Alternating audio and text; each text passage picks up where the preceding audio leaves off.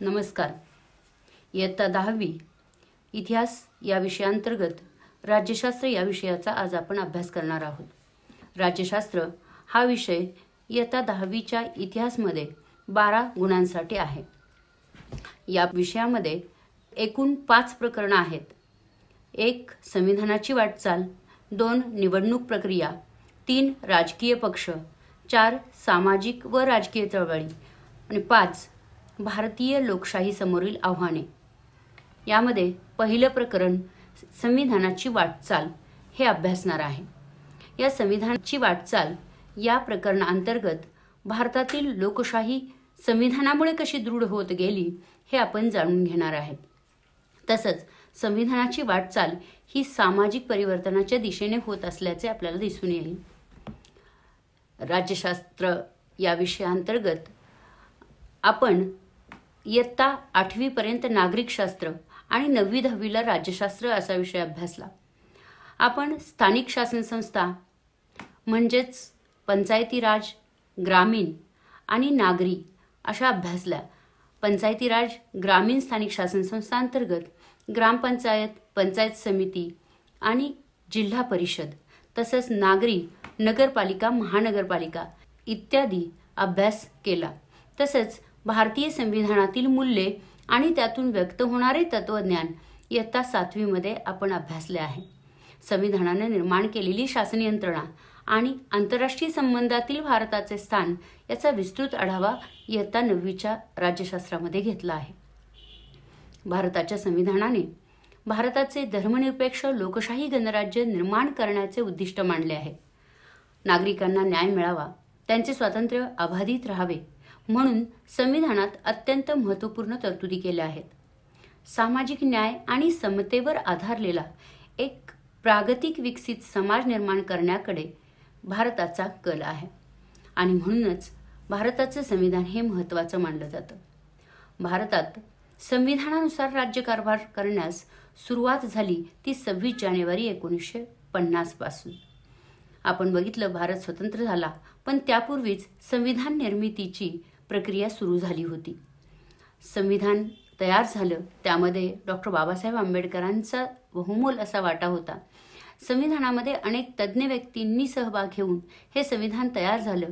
ते 26 नोव्हेंबर 1949 रोजी भारताने स्वीकारलं आणि खऱ्या अर्थानं राज्यकारभार सुरू झाला तो 26 जानेवारी 1950 पासून. त्यामुळे 26 जानेवारी हा दिवस आपण प्रजासत्ताक दिन म्हणून साजरा करतो. तेव्हापासून ते आत्तापर्यंत संविधानाच्या आधारे राज्यकारभार सुरू आहे आणि त्यातून भारतातील लोकशाहीचं व्यापक होत गेलेलं स्वरूप तसंच भारतातील राजकीय प्रक्रियेत झालेले महत्त्वाचे बदल आणि सामाजिक न्याय व समता प्रस्थापित करण्याच्या दृष्टीने उचलली गेलेली पावले यांचा प्रस्तुत प्रकरणात आपण आढावा घेणार आहोत. हा आशय अर्थातच 3 मुद्द्यांपुरता मर्यादित आहे.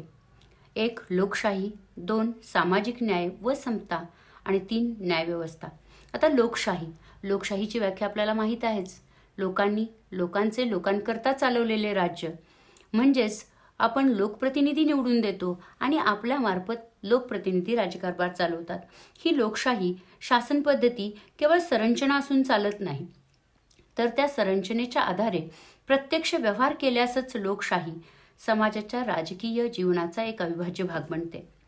त्यानुसार आपल्या देशात लोकांना थेट प्रतिनिधित्व देणाऱ्या संसद म्हणजेच लोकसभा, राज्यसभा, राज्य विधानसभा आणि स्थानिक शासन संस्था आहेत.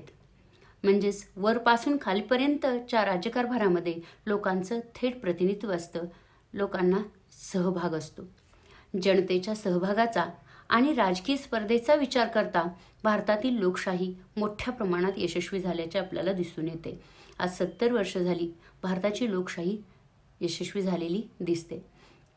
ठराविक मुदतीनंतर मुक्त आणि न्याय वातावरणात होणाऱ्या निवडणुका हे भारतीय लोकशाहीच्या यशाचे गमक आहे. लोकसंख्या आणि विस्तार या दोन्ही बाबतीत आपला देश खूप मोठा आहे. म्हणजे लोकसंख्येच्या दृष्टीनं आणि प्रादेशिक विस्तार या दृष्टीनं भारताचा विस्तार फार मोठा आहे आणि त्यामुळं विविध पातळीवर निवडणुका घ्याव्या लागतात आणि निवडणुका घेणं आणि निकाल देणं ही बाब आव्हानात्मक आहे. वारंवार होणाऱ्या या निवडणुकांमुळे भारतीय मतदारांच्या राजकीय जाणीवा प्रगल्भ होण्यास मदत झाली आहे. लोक आज जागरूकपणे मतदान करत आहेत. निवडणुकीदरम्यान समोर येणाऱ्या सार्वजनिक धोरण तसंच प्रश्नांबाबत भारतीय मतदार आज भूमिका घेऊ लागलेला आहे. प्रश्नांच्या पर्यायांचा विचार करून मतदान करण्याच्या वृत्तीत आज वाढ झालेली दिसून येते. एकूणच राजकीय प्रगल्भता निर्माण होण्यास मदत झाली असं आपल्याला म्हणावं लागेल. दुसरा मुद्दा असा आहे मताधिकार. आता मताधिकार म्हणजे काय? तर भारताच्या संविधानाने एक तरतूद केली आहे प्रौढ मताधिकाराची. प्रौढ मताधिकार म्हणजे 18 वर्ष पूर्ण झालेला प्रत्येक नागरिक मतदान करू शकतो, त्याला मतदानाचा अधिकार दिलेला आहे. त्यानुसार मताधिकाराची व्याप्ती मुळातच व्यापक होती. म्हणजेच मतदानाचा संकोच करणाऱ्या स्वातंत्र्यपूर्व काळात प्रचलित असलेल्या सर्व तरतुदी नष्ट करून स्वतंत्र भारतामध्ये प्रत्येक भारतीय स्त्री पुरुषाला 21 वर्ष वयाची अट निश्चित करून दिली आणि मतदानाचा अधिकार संविधानाने दिला. पण तो अधिकार आणखी व्यापक करत मतदाराचं वय हे 18 वर्षापर्यंत आणलं. 21 वर्षावरून 18 वर्ष इथपर्यंत आणलं. स्वतंत्र भारतातील नव्या युवा वर्गाला यामुळे अर्थातच राजकीय अवकाश प्राप्त झालं. म्हणजे 18 वर्ष पूर्ण झालेला प्रत्येक तरुण भारतातील आज मतदान करतोय. त्यामुळं युवा वर्ग, तरुण वर्ग जो आहे त्यांना अवकाश मिळाला आहे, अवकाश प्राप्त झाला आहे. अशा लोकशाहीची व्याप्ती वाढवणाऱ्या बदलामुळे भारतीय लोकशाही ही जगातील सर्वात मोठी लोकशाही मानली जाते. इतकी मतदार संख्या अन्य कोणत्याच लोकशाही देशात आढळत नाही. हा बदल हा केवळ संख्यात्मक नाही तर तो गुणात्मकही आहे. म्हणजे याचा परिणाम जो आहे तो गुणात्मक दिसून येतो. अनेक राजकीय पक्ष या युवा मतदारांच्या पाठिंब्यामुळे सत्तेत स्पर्धेत उतरले आहेत. तसेच एक उमेदवार म्हणूनही युवा मतदारांना किंवा युवकांना, तरुणांना आज संधी उपलब्ध होते आहे. भारतातील राजकीय स्पर्धेचं स्वरूपही त्यामुळे आज बदललेलं दिसून येतं. लोकांच्या इच्छा आकांक्षांना प्रतिनिधित्व देण्याच्या हेतूने आज अनेक पक्ष या स्पर्धेत दिसत आहेत. म्हणजेच मताधिकारामुळे तरुण वर्ग पुढे आलेला दिसून येतो. त्यानंतरचा तिसरा मुद्दा आहे लोकशाही विकेंद्रीकरण. आता लोकशाही विकेंद्रीकरण म्हणजे काय? तर सत्तेचं केंद्रीकरण म्हणजे सत्ता एकवटणे, जसं की हुकुमशाहीमध्ये होतं. पण लोकशाहीमध्ये सत्तेचं विकेंद्रीकरण झालंय आणि हे सत्तेचं विकेंद्रीकरण हे लोकशाहीचा गाभा आहे. विकेंद्रीकरणामुळे सत्तेच्या गैरवापराला जसा आळा बसतो त्याचप्रमाणे सामान्य जनतेला सत्तेत सहभागी होण्याची संधी मिळते. म्हणजेच काय झालं तर सत्ता विभागली गेली. अगदी गाव पातळीपासून ग्रामपंचायत, तालुका स्तरावर पंचायत समिती, जिल्हा स्तरावर जिल्हा परिषद, शहरांच्या ठिकाणी नगरपालिका, महानगरपालिका, राज्य विधानमंडळ, त्यानंतर लोकसभा, राज्यसभा, संसद, अशा अनेक पातळ्यांवर ही सत्ता जी आहे ती विकेंद्रित झालेली आहे. त्यामुळं सर्वसामान्य लोकांपासून आज सत्तेत सहभागी होण्याची संधी उपलब्ध होती आहे. लोकशाही विकेंद्रीकरणाच्या संदर्भात संविधानातील मार्गदर्शक तत्वांमध्ये अनेक तरतुदी आहेत. स्थानिक पातळीवरील शासन संस्थांना पुरेसे अधिकार देऊन त्यांच्याद्वारे खरीखुरी लोकशाही प्रत्यक्षात आणण्याचा प्रयत्न करावा, अशा स्वरूपाचे ते मार्गदर्शक तत्व आहे. आणि त्याला अनुसरूनच स्वतंत्र भारतात हे लोकशाही विकेंद्रीकरणासाठी खूप प्रयत्न झाले. आणि एकूण संविधान दुरुस्त्या ज्या झाल्या त्यामध्ये 73वी आणि 74वी संविधान दुरुस्ती अत्यंत महत्त्वाची ठरली की त्या दुरुस्ती अन्वये स्थानिक शासन संस्थांना खूप स्वायत्तता देण्यात आली. स्थानिक शासन संस्थांना संविधानाची मान्यता तर मिळालीच, त्याहीपेक्षा त्यांच्या अधिकारांमध्ये खूप मोठी वाढ करण्यात आली. एकूणच लोकशाहीचं विकेंद्रीकरण झाल्यामुळे नागरिकांना शासनामध्ये, सत्तेमध्ये सहभाग होण्याची संधी उपलब्ध झाली. त्यानंतरचा यातला महत्त्वाचा मुद्दा आहे तो म्हणजे माहितीचा अधिकार. हा माहितीचा अधिकार 2005ला करण्यात आला जेणेकरून लोकशाहीत नागरिकांचे सक्षमीकरण हे अनेक मार्गांनी झाले पाहिजे. नागरिकांना सहभागाच्या संधी देत असताना त्यांच्याशी असणारा शासनाचा संवाद वाढला पाहिजे. म्हणजे शासन आणि नागरिक यांच्यातलं जे अंतर आहे ते अंतर कमी आणि संवाद जास्त व्हावा, यासाठी हा माहितीचा अधिकार करण्यात आला. आणि त्या प्रमाणात लोकशाही प्रक्रिया जी आहे ती सकस आणि सुदृढ होत जाते. म्हणजेच नागरिक आणि शासन यांच्यातलं अंतर कमी झालं आणि संवाद वाढला आणि जी गोपनीयता होती ती गोपनीयता नाहीशी झाली. गोपनीयता कमी करण्यासाठी या माहितीचा अधिकाराचा उपयोग झाला. त्यांच्यातील परस्पर विश्वास वाढण्यासाठी शासन काय करते आहे हे नागरिकांना समजले पाहिजे. म्हणजे शासनाचे सगळे व्यवहार हे नागरिकांपर्यंत पोहोचले पाहिजे. यासाठी हा माहितीचा अधिकार उपयोगी ठरला. पारदर्शकता आणि उत्तरदायित्व ही सुशासनाची 2 वैशिष्ट्ये आहेत आणि ही अत्यंत महत्त्वाची आहे. पारदर्शकता आणण्यासाठी हा माहितीचा अधिकार जो आहे तो भारतीय नागरिकांना देण्यात आला. माहितीच्या अधिकारामुळे शासनाच्या कारभारातील गोपनीयता कमी झाली आणि शासनाचे व्यवहार अधिकाधिक खुले झाले, पारदर्शी झाले, जेणेकरून लोकांमध्ये संभ्रम राहिला नाही.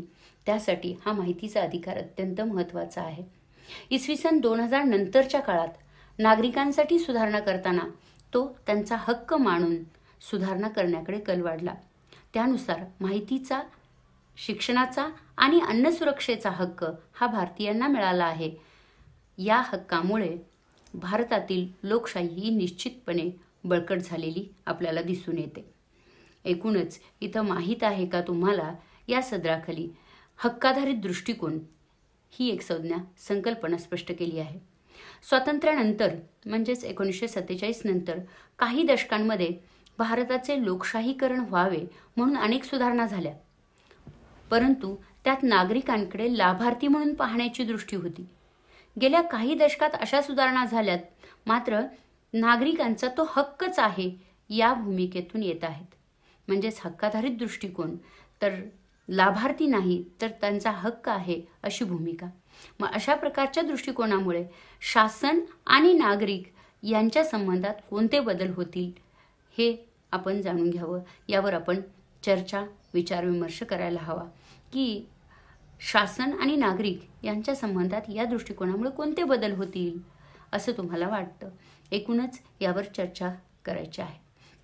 तर भारतातील नागरिकांना रोजगार मिळण्याचा हक्कही असावा असं तुम्हाला वाटतं का? हो, तर सर्वांनाच निवाऱ्याचा हक्क मिळाला पाहिजे. म्हणजेच अन्न, वस्त्र, निवारा या मूलभूत गरजा ज्या आहेत त्या पूर्ण व्हायला हव्यात. आणि आपल्या देशातील लोकशाहीवर त्याचे परिणाम कोणते होतील असं तुम्हाला वाटतं? याबद्दल आपणच विचारविमर्श करायचा आहे आणि असे विचार आपण लिहायचे आहेत, लिहून काढायचे आहेत. त्यानंतर नेमके हे बदल झाले, हे बदल कशामुळे झाले? तर राज्यकारभारात महिलांचा सहभाग वाढावा म्हणून त्यांच्यासाठी राखीव जागा ठेवण्यात आल्या. त्यानंतर दुर्बल समाज घटकांना सत्तेत सहभागी होता यावे म्हणून त्यांच्यासाठी राखीव जागा ठेवण्यात आल्या. राज्य निवडणूक आयोग निर्माण करण्यात आला आणि संविधानात 11 व 12 अशा 2 परिशिष्टांची भर पडली. एकूणच संविधान निर्मितीमध्ये या सर्व मुद्द्यांचा विचार विमर्श झाला आणि या महिला, दुर्बल घटक यांना वाव मिळावा, सर्वांना समान संधी मिळावी या मूल्याअंतर्गत हे अधिकार देण्यात आले, या राखीव जागा ठेवण्यात आल्या असं म्हणावं लागेल. तसंच राज्य निवडणूक आयोग आणि भारतीय निवडणूक आयोग या आयोगांमुळे जे निवडणुका आहेत त्यामध्ये निपक्षपातीपणा आला आणि मुक्त वातावरणात निवडणुका पार पडू लागल्या असं आपल्याला म्हणावं लागेल. किंवा माहितीचा अधिकार जो आहे त्यामुळे आज आपल्या शासनाच्या व्यवहारामध्ये पारदर्शकता आली आणि हक्काधारित दृष्टिकोनामुळे आपण कोणत्याही घटकाची माहिती जाणून घेऊ शकतो असं वाटतं. पुढच्या भागामध्ये आपण सामाजिक न्याय आणि समता या मुद्द्याचा अभ्यास करणार आहोत. धन्यवाद.